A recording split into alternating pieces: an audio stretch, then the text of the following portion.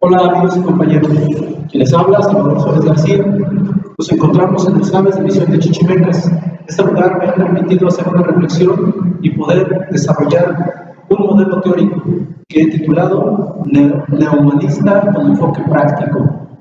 Quiero decirles que el fin de este enfoque se basa en considerar a la educación como un proceso mediante el cual la persona desarrolla su ser en completo y armonioso funcionamiento en relación con la naturaleza y la sociedad, proceso que ha hecho posible la distancia del hombre con los demás seres. Un desarrollo que no es aislado, sino en conjunto y en unión con sus semejantes. Y recordemos que el ser no termina en un proyecto del amor, sino que es una constante transformación que se encamina hacia la libertad y hacia la responsabilidad. Mi modelo teórico en educación lleva por título Neohumanismo con un enfoque práctico. ¿Por qué elegí este tema? Bueno, en primera porque resulta de gran interés y también porque es un tema que he venido manejando en los últimos años. Me parece que es un tema central, me parece que es un tema que ve a la esencia misma del hombre y que bueno, si queremos hablar de educación y de formación del ser humano, necesariamente debemos de tener un modelo, un arquetipo.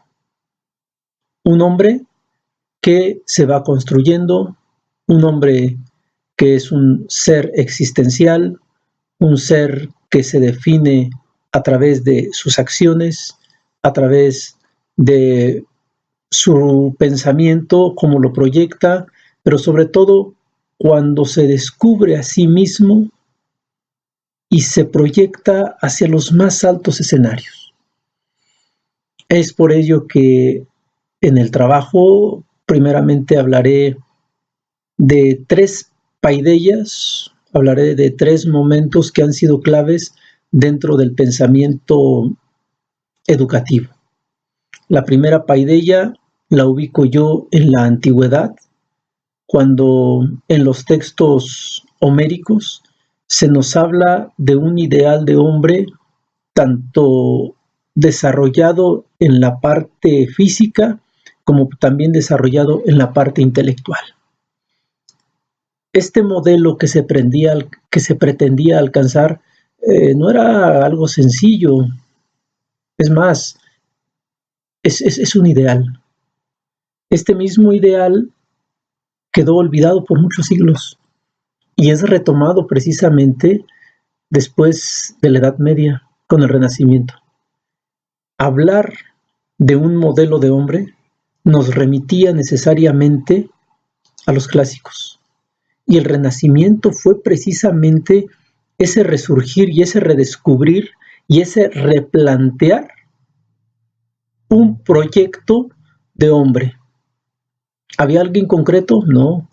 Hablamos de Homo Universale con Leonardo da Vinci. Hablamos de un ser que se proyecta y que se desarrolla a través de las cosas que crea. Un humano que es casi divinizado. Este ideal se mantuvo por muchos siglos, incluso hasta principios del siglo XX. Tenemos una tercera paideya. Esta tercera comprende desde la Ilustración hasta el periodo imperialista a mediados del siglo XIX. Un periodo que estuvo marcado por una tendencia diferente, una educación que ve más que a la generación de ideas y desarrollo de la persona, se busca generar quién va a gobernar, quién va a dirigir, quién va a establecer las reglas de una nueva economía. Hablar de educación significará ahora prepararse para el dominio. En esta tercera paideya, a nuestra generación Y, que así se ha definido y que al menos es el destinatario directo de este proyecto de modelo neohumanista, ha sentado las bases para hablar ya de un hombre diferente, Un hombre que ahora no se define ya bajo un ideal humano, sino que se define bajo los estándares de una calidad, de una producción, de un estándar. ¿Qué significa estar preparados para esta tercera gran revolución que nos deja una paideia pues a medias? Es un atentado contra la libertad, es un atentado contra las relaciones sociales, es un atentado contra el ser del mismo hombre. Porque ahora nos encontramos ante un proyecto diferente. Ya no se trata de una educación enfocada hacia el desarrollo de la persona como tal, sino que ahora se busca que la persona sea productiva, que la persona aprenda ciertos valores de lealtad, que la persona sepa resolver ciertos problemas, que sepa trabajar en equipo. Todo este panorama no deja entrever más que los intereses para los cuales se está fijando un programa de estudio. Programa de estudio que, bueno, no quiero ser tan trágico, pero que al final de cuentas nos enfrentaremos a alumnos que egresen, pero con un cierto grado de insatisfacción. Es por eso que urge, que es necesaria hacer una reflexión, un replanteamiento de los modelos educativos. Una de las tesis fuertes que yo así lo considero dentro de mi proyecto es que el humanismo por sí mismo no puede mantenerse y proponerse como un modelo educativo. ¿Por qué? Porque si lo queremos medir con los parámetros de esta mentalidad positiva, pues hay cosas que no se pueden medir. Hay cosas, hay realidades que los seres humanos podemos realizar y que en ocasiones no le podemos dar la nota de 10 o de 5. El humanismo debe convertirse en esa plataforma, en esa base que dé seguridad, que dé firmeza a cualquier modelo educativo. Sé que esto suena un poco fuera de lugar, pero la reflexión que yo planteo es esta, que el humanismo se puede adaptar a cualquier modelo educativo, pero no para suplantar ciertos principios epistemológicos. Es más bien una base que debe soportar toda la estructura, debe soportar los fines por los cuales se desarrolla un modelo educativo. Lo planteo desde esta perspectiva. El humanismo mira a la esencia misma del hombre, es decir, su ser en estado más puro, en su ser como proyecto. Pretendiendo hacer una relectura de Foulad, cuando habla del humanismo, establece un patrón y un modelo de hombre que él lo llama transhumanismo.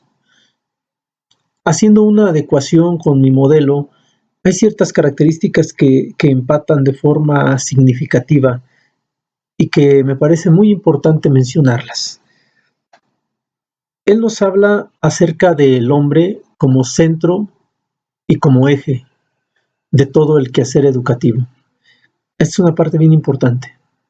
Hoy, el modelo por competencias, concretamente, no ve al hombre como sujeto esencial con su integridad física, psicológica, emocional, espiritual. Simplemente lo ve como un ser que está capacitado para captar órdenes, para poder ejecutar ciertas acciones, manipular cierta máquina, obedecer, ser fiel. Esos conceptos son solamente una mínima parte. El ser humano está llamado a unas dimensiones y unas esferas mayores, como es la plenitud de su ser. Aquí hay un hueco que muchos de los modelos lo han olvidado, que es precisamente la dimensión espiritual.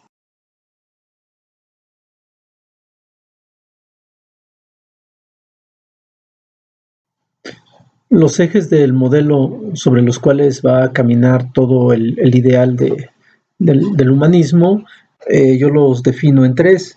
El primero de ellos es que todo hombre y mujer, son capaces de conocer y de aprender. Este principio es básico, por eso lo he colocado en el número 1. Quiere decir que todos gozan de la misma dignidad de poder aprender, de poder ser educados.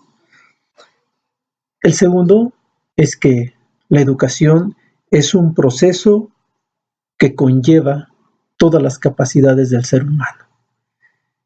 Y esto le permitirá desarrollar algunas, ¿no?, en el caso de la técnica o de la ciencia. Y finalmente, el punto número 3 sería la armonía espiritual. Estamos hablando de valores verdaderamente esenciales y maravillosos. Me estoy refiriendo a la libertad del sujeto y a la responsabilidad. Esto significa que es también apertura hacia un ser superior, del cual muchas veces se niega, se rechaza, y que pareciera que el hombre es un ser terrenal, pero con un enorme hueco y vacío que demanda, que exige la presencia del absoluto.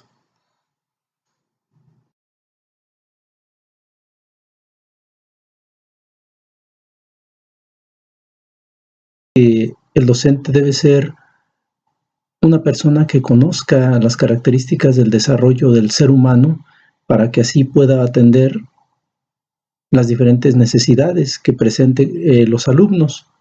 Dentro de ello, pues se puede auxiliar de algunas ciencias que le brindarán aportes para conocer, para identificar y para saber hacer más significativo el aprendizaje. Y ya que hablamos de aprendizaje, pues debemos de mencionar que esta vindicación del docente es otra de las características, donde el maestro es quien debe de enseñar, quien debe de propiciar ambientes, situaciones que generen un conocimiento significativo. Debe además ayudar a cada alumno a desarrollar todas sus potencialidades, tanto cognitivas, emocionales, ser expresivo, ser creativo, a no tener límites. Uno de los aspectos importantísimos del docente es que debe tener paciencia, porque sabemos que el acto de educar requiere un gran esfuerzo, una gran práctica de la paciencia, una gran práctica de la virtud de saber esperar y saber generar paciencia. Estamos acostumbrados ya a este mundo que todo lo queremos inmediatamente. Esta inmediatez nos lleva incluso a situaciones de angustia.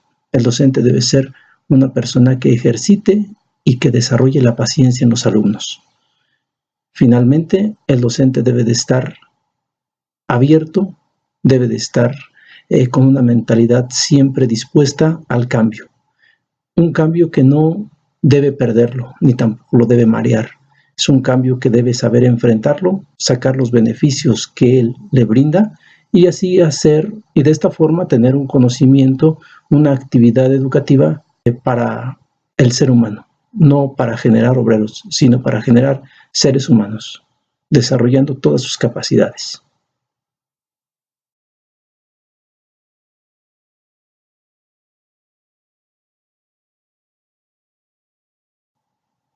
¿Qué metodología se va a utilizar dentro de este proyecto?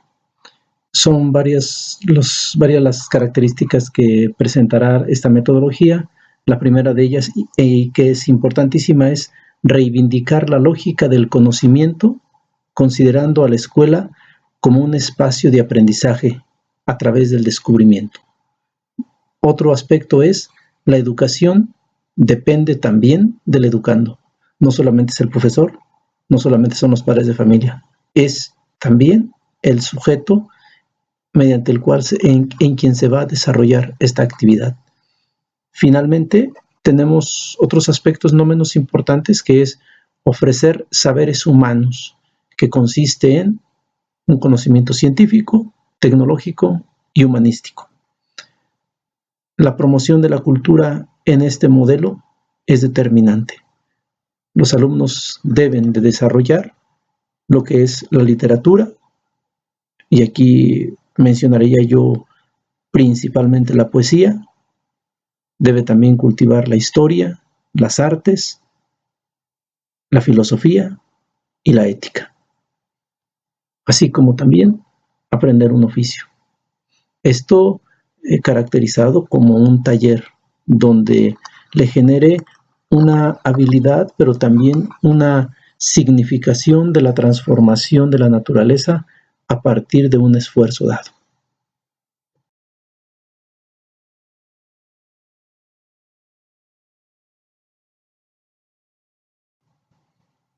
Finalmente, un tema que a todos nos pone de cabeza y en entredicho para saber cuál es el impacto que tiene la educación en los chicos, me estoy refiriendo a cómo se va a evaluar.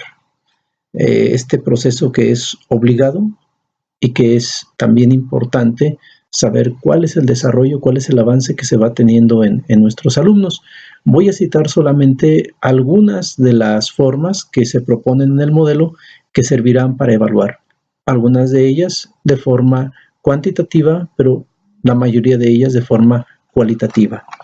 La primera de ellas sería análisis en la forma de pensar, ver cuáles son sus opiniones, cuál es su punto de vista a partir de determinado fenómeno. Otra forma sería evaluar el razonamiento. ¿Qué tipo de pensamiento, qué tipo de lógica utilizan para analizar y para proponer alternativas en la solución de un problema? También se evaluaría la forma como se compara, esto a través de las analogías. También debe el alumno aprender a distinguir, y ese sería un elemento que se evaluaría, así como destacar las particularidades que presentan los diferentes fenómenos, ya sea un planteamiento filosófico, ya sea un sofisma o una situación problemática de la vida cotidiana. Debe también a tener un refinamiento en su gusto. Aquí estamos tocando ya concretamente el tema de la estética. El espíritu cultivado debe saber identificar y debe también saber sentirse atraído por la belleza. Debe también formar un juicio, es decir, saber elaborar textos persuasivos donde sea capaz de mostrar la verdad y sea capaz de convencer. Debe también enriquecer la visión mental. ¿En qué consiste? Que debe saber distinguir, aclarar cuando un enunciado, cuando un discurso presenta falacias. Y debe saber también contrarrefutarlo, debe también saber presentarlo de una forma ordenada y lógica. Y finalmente, se evaluaría la resolución de problemas. ¿Qué tipo de decisiones toma ante una determinada situación problemática? Todos estos elementos que he presentado considero que son medibles, que son muy bien estructurados y que permiten ver cuál es el desarrollo de la persona y que, bueno, al final de cuentas están desarrollando ese ser humano que al fin de cuentas es el objetivo primordial de este proyecto.